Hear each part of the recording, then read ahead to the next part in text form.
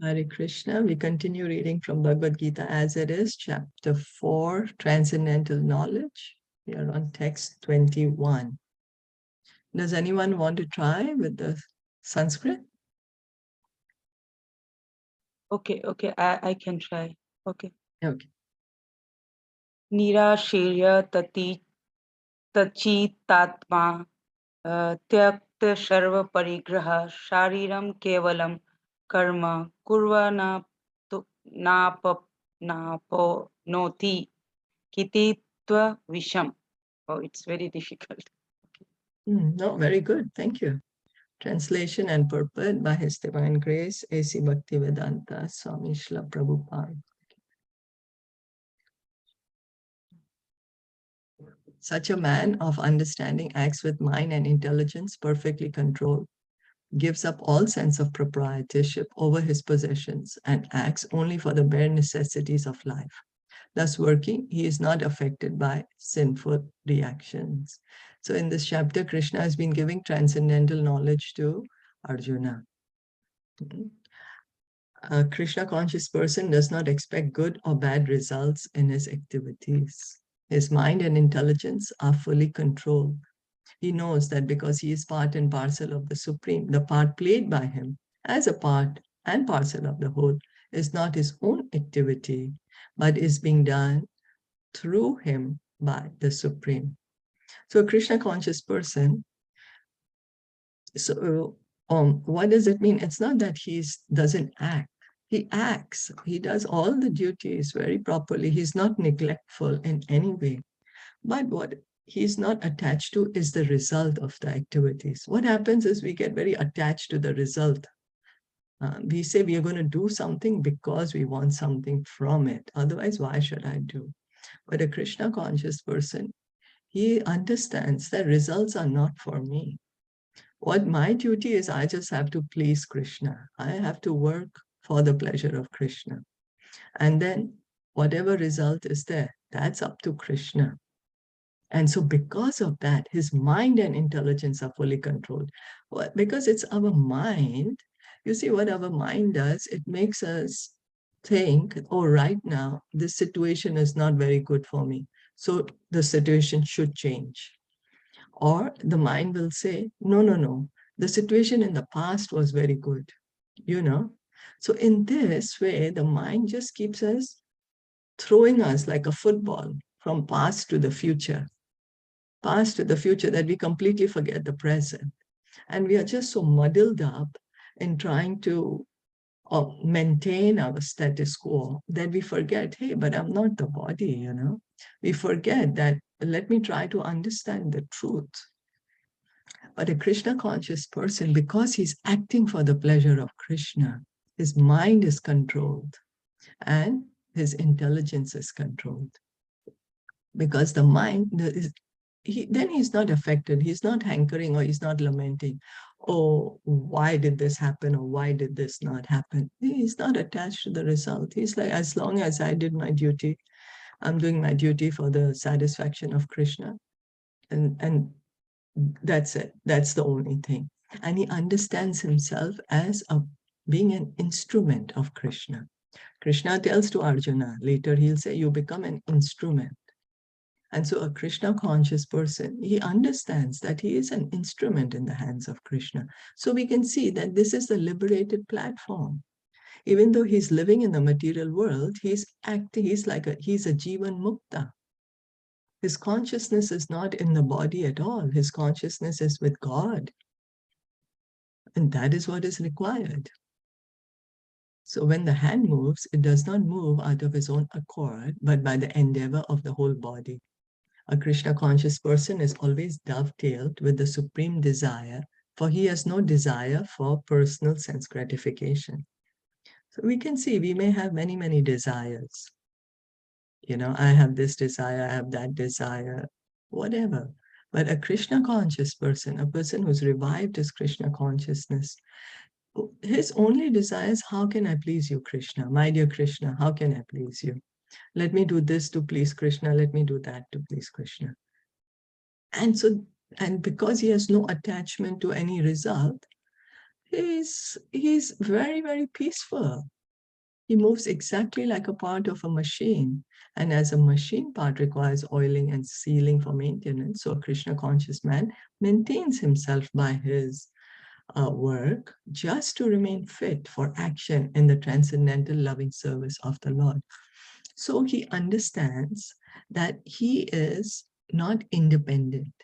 He understands that everything is happening by the will of the Supreme Lord, that by God's sanction, everything is happening. And so he understands that he himself is just a tiny part in this complete whole. Just like, there's a big machine and then there are tiny parts moving about so that the whole machine can work.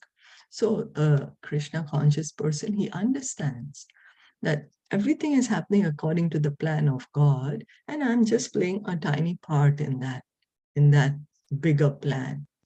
And so he understands that he needs to keep his body fit for this service. He's not neglectful of his body. He doesn't say, oh, anyway, I'm not the body, I'm the soul, so I don't care about the body.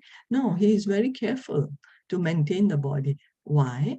So that he can engage in transcendental loving service of the Lord. So his maintenance of the body is also not for himself, not that, oh, I look so beautiful, or I look so much muscles and so many people are gonna praise me. No, he's keeping his body fit so that he can engage in transcendental loving service of the Lord. He is therefore immune to all the reactions of his endeavors. So whenever we do any action, we get a reaction for it because we want the fruit of it. Because we want to enjoy the result of our action, we get that reaction, we get that fruit. And that fruit may be bitter or it may be sweet. But a Krishna conscious person, he's not waiting for the fruit. As we said, he's not waiting for the result. He does not desire the result. His only intention is, his consciousness is, I'm doing this for the pleasure of Krishna. And because of that, he does not get any karma.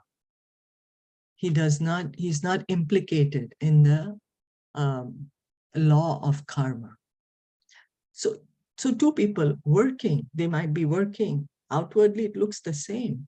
But one, because he's wanting to enjoy the fruits of his activity, is getting implicated in karma.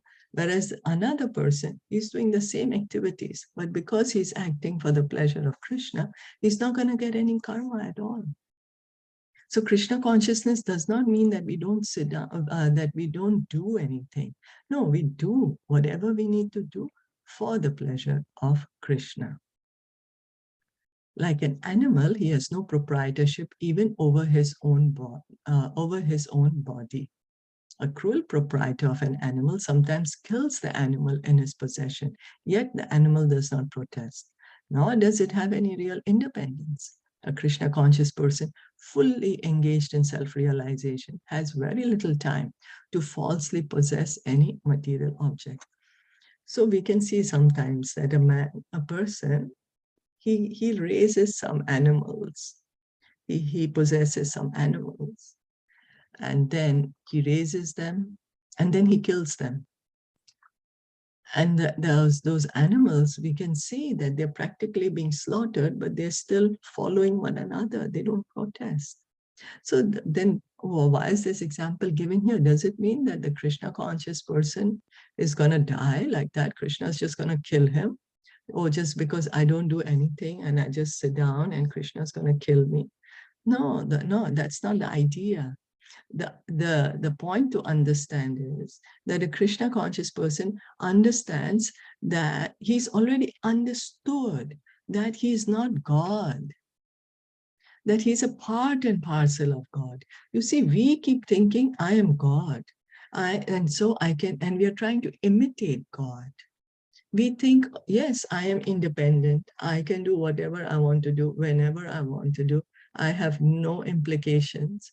No, we are very much bound by the laws of karma.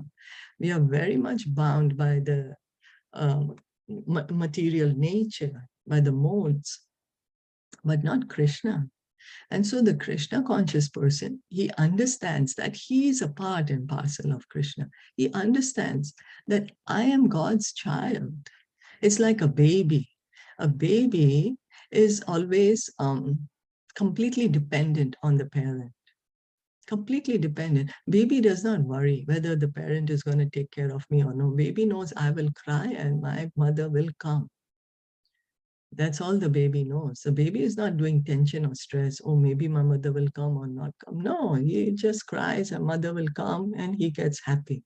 So a Krishna conscious person understands his own real position. Real position. So, and because of that, he does not endeavor to possess anything. You know, we like to collect things. Oh, I want this, I want that, I want this. But a person who's truly Krishna conscious, he understands everything belongs to God and I also belong to God. And so everything should be used in the service of God. So he's understood this. For maintaining body and soul, he does not require unfair means for accumulating money. He does not, therefore, become contaminated by such material sins. He is free from all reactions to his actions. So he understands, okay, I have to maintain my body somehow or the other. And he does that, whatever he can make honestly, not unfairly. He does not engage in illicit activities, not unfair. And so he's not sinful, and he's doing whatever he can just to maintain his body. Why? So he can continue serving Krishna, and that's how he's not getting any sins, any karma. So now here it said that he acts only for the bare necessities of life. Now, so one may think that, oh, then I should not work at all. That I should not work at all. I should give up everything. But that's not the idea. Krishna is not saying you give up everything. Krishna is saying you take whatever you need, but don't get attached to it. You take whatever you need, don't get attached to it. And we may say, oh, act only for the bare necessities of life, so we should give also Krishna only the bare necessities. No, we should try our best to give Krishna the best, because everything belongs to him. Everything belongs to Krishna. So it's not that we say, oh, well, Krishna, so no food for you also. You said act only bare necessities, so I'm sorry, nothing for you. No, we should try our best to give the best to Krishna. So there is a way we can misunderstand Krishna's words. And therefore, the purpose of Srila Prabhupada, who is a pure devotee, is very important. Because Krishna's words, that only the translation, we can get, we can very easily become an impersonalist by that. Impersonalist. But because we have the purpose by a pure devotee, then we can understand, oh, what it actually means. Not that, oh, I should go to the Brahma, to the impersonal path. No, it doesn't mean that. But it means I work for the pleasure of Krishna. Everything belongs to God. I don't possess anything. Let me do my best for the pleasure of God. Is that okay? Hare Krishna. Hare Yes, Krishna. Vishal. Can you give some examples of how people try to be God? Of how people try to be God? Yeah. Okay, so we always try to be God because we think I'm the owner. You know, we get attached and we say, this is mine. Now, is it actually ours? You know, that's something that we have to understand. Is it actually ours? Because we get attached, but then it's not ours because we have to give it up one day when we die. So that is one way, by trying to be the proprietor, by wanting to own things. Another is by trying to be the enjoyer. So what we think is all that we are seeing and all that we are not able to see also exists for my enjoyment. Everything and everyone exists for my enjoyment. That's what we think about. That's why we are here in the material world. That's our mood. That let me see how I can use this resource, so how I can enjoy. But the enjoying mood is only in God. It's in Krishna. Whereas we as his parts and parcels have a mood of loving Krishna and enjoying together with him. You know, and then we say we want to be, God is independent, right? He's supremely independent. He can do anything he likes. And we pretend that we are independent. We pretend that. And we really think we are independent, but actually we are not. You know, we can even see that so many times when we are really so sick, we have all our body parts, but we can't move even the hand, even though we want to. So then how are we independent? So we are trying to be God in all the ways. But the point we have to understand in this human life is that, oh, I'm not God. Only God is God. And I have an eternal loving relationship with him. Is that okay? Does that help? Yeah, I get the idea. Thank you so much. Okay, thank you. Yeah, what are some ways you think that we could be pretending to be God? No, I was just thinking, like you said, we pretend to be God. How are we doing it? Like, but I get the idea. What do you mean exactly? Yeah. Yeah. Or would anyone else like to share how, we are all pretending, we are all thinking we are God? Because each of us does it, There would be so many examples. I just said a few. So, but because that's our illusion, the main thing is we think I'm the enjoyer, I'm the proprietor, and I am the controller. We like to control things or situations, and we like to own things. We think we are the owner. That's how we imitate God. And that all the resources are for my enjoyment, and everyone is there for my enjoyment. Only we don't realize that we don't know how to utilize the resources properly. What do you say? Take advantage of the resources, take advantage of others for our benefit, and then that's what we called enjoyment. And that's how we're imitating God. We're trying to imitate God. He's completely not like that. He's completely not like that. He is the most loving person. Yeah. So that was a very good question that you asked. Or does anyone else want to add anything to what we read, or?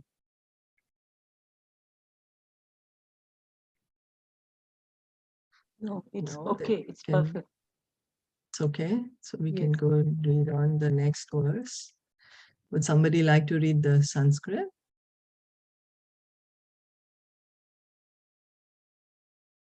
Okay, I can. Okay, try. Okay. Yadriksha-lav-shantusto dvadatito vimastasarah shama-siddha-vasiddho cha kritvapi na nibadhyate. He who is satisfied with gain which comes of its own accord, who is free from duality and does not envy, who is steady in both success and failure, is never entangled, all the performing actions. So Krishna is telling Arjuna how to act on a liberated platform. He's giving all this transcendental knowledge to Arjuna to raise. So it's by speaking to Arjuna, he's instructing us that how should we do our activities? How should we do our duties?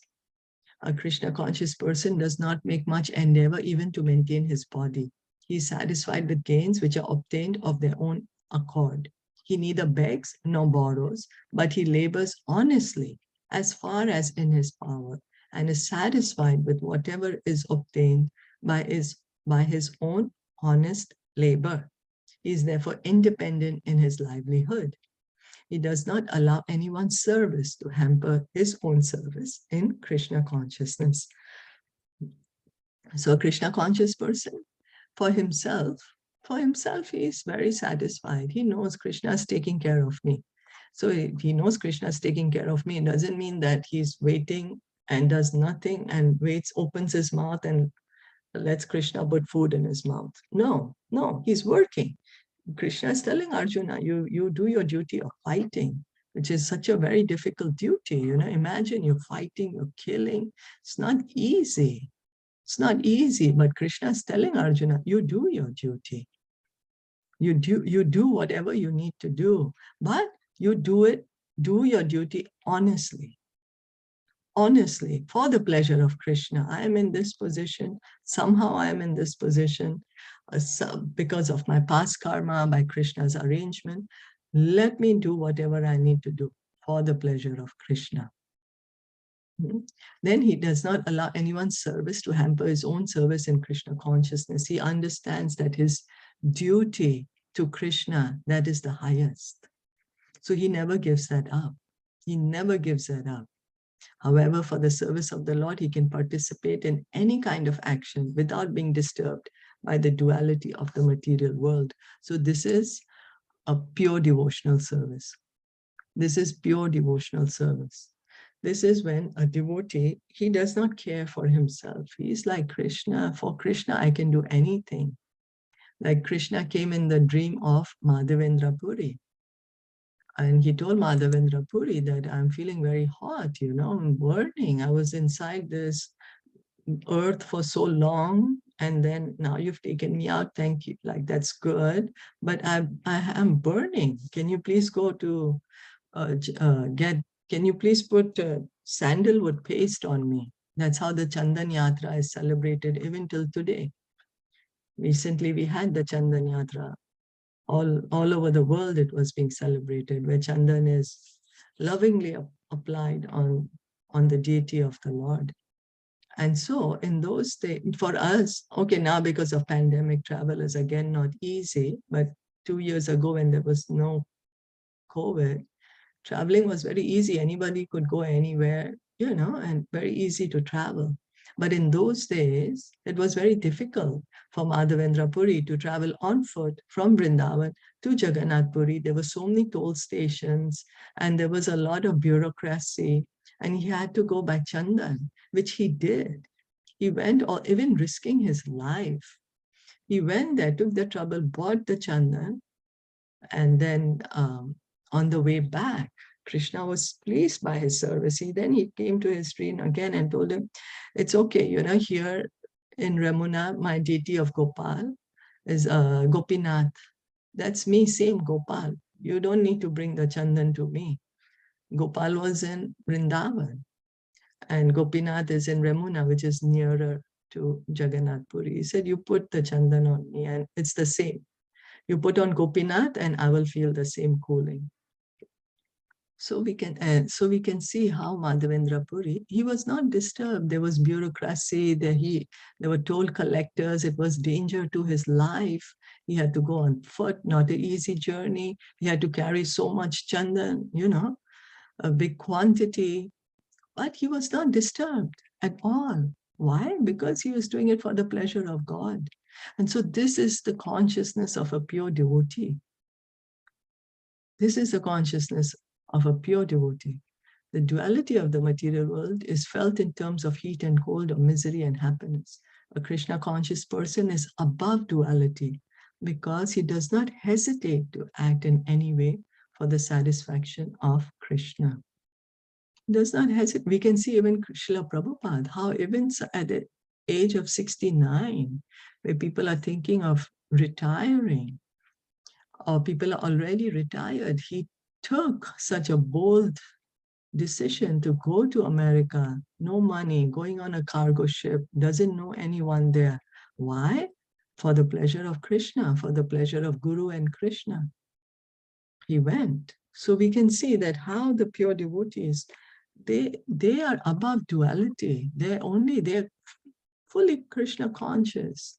The consciousness is only how can I please Krishna?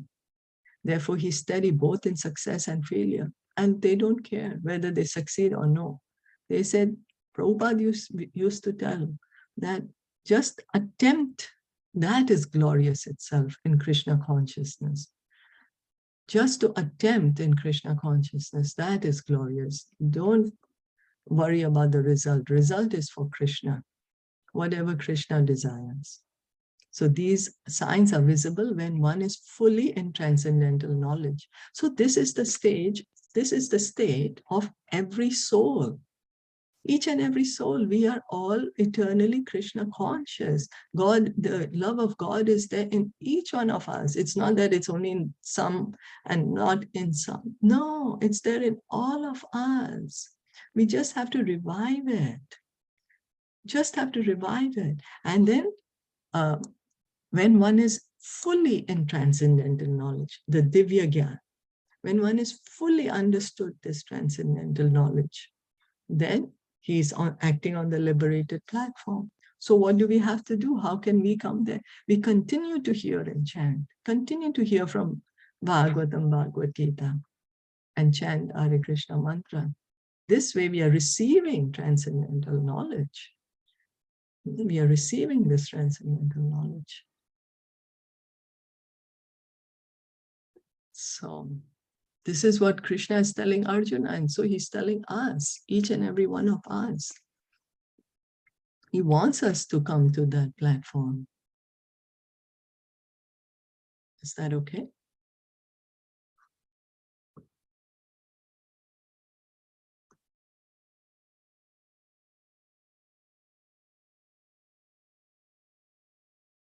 Yes.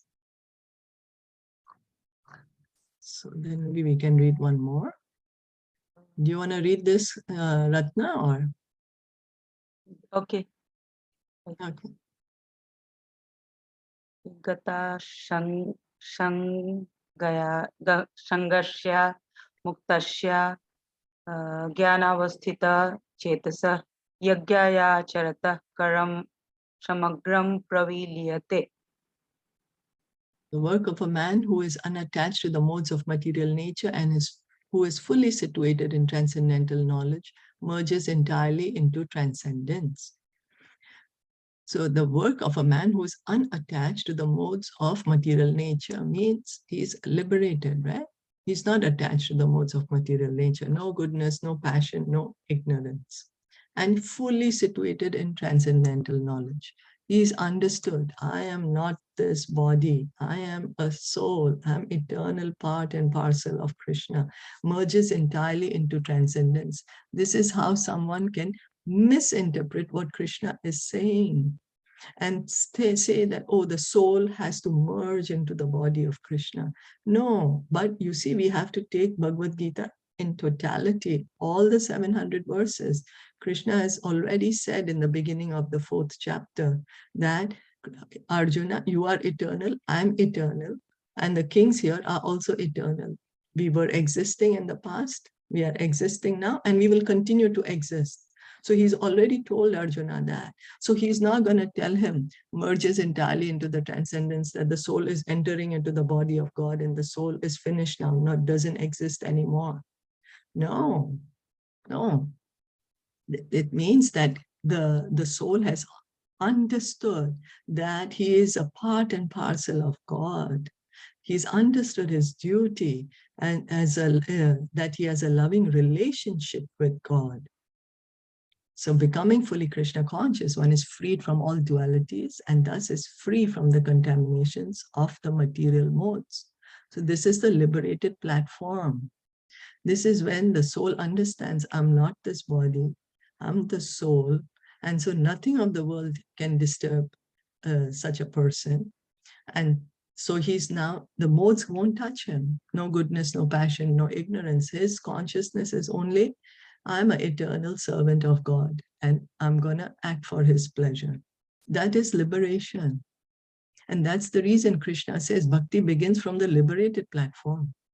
But liberation is not the end.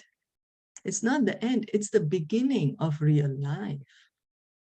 That's the beginning where the devotee begins his true life. You know, for many people, liberation is the end. No, but for the devotee, liberation is the beginning to engage in pure devotional service. So he can become liberated because he knows his constitutional position in relationship with God. And thus his mind cannot be drawn from Krishna consciousness.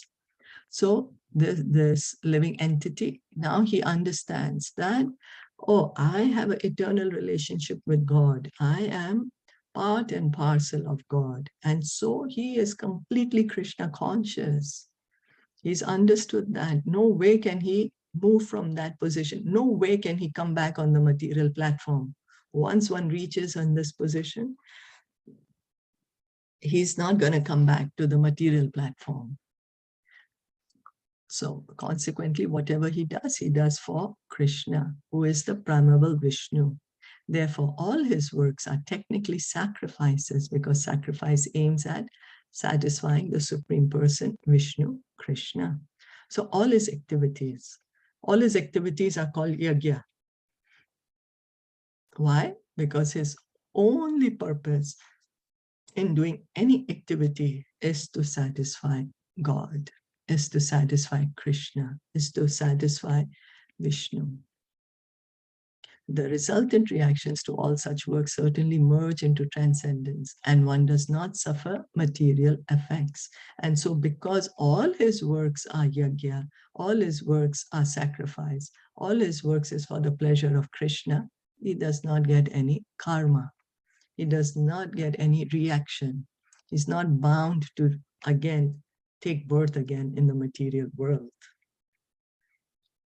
So this is true liberation, that he's not going to fall back to the material platform again. The living entity is completely understood. Oh, I'm not the body, I'm the soul, I'm an eternal servant of God, I'm a part and parcel of God. What I have to do, I have to engage in transcendental loving service to God. We think service means bad. It's bad, but that is our material conditioning. That is the material world, which is a perverted reflection. Whatever seems very low here is very high in the spiritual world. Transcendental loving service is from out of love that the devotee is engaging in such a service. And God reciprocates. It's not, Krishna is not ungrateful. It's not that he's there like a dictator lashing people, whipping people. Oh, you bow down to me and I'm going to whip you. No, he's such a loving person that he reciprocates. Krishna is never ungrateful. We do little service for Krishna. He gets bound by it. You know, he gets bound by the love of the devotee. So we should endeavor to reach this platform. Endeavor to reach this platform, and we can reach it. Continue to hear and chant.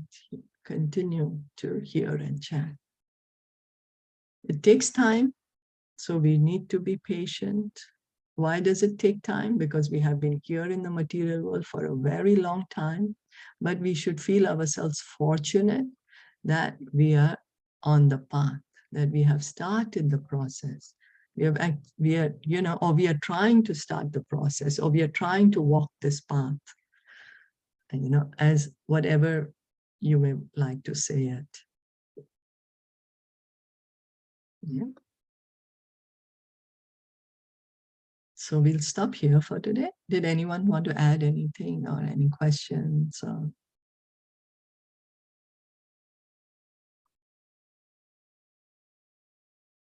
Now, then we'll stop here for today. Thank you so much for listening and joining in. Srimad Bhagavad Gita ki jai, Shila Prabhupada ki jai, Gaur Bhakta Vrinda ki jai. Hare Krishna.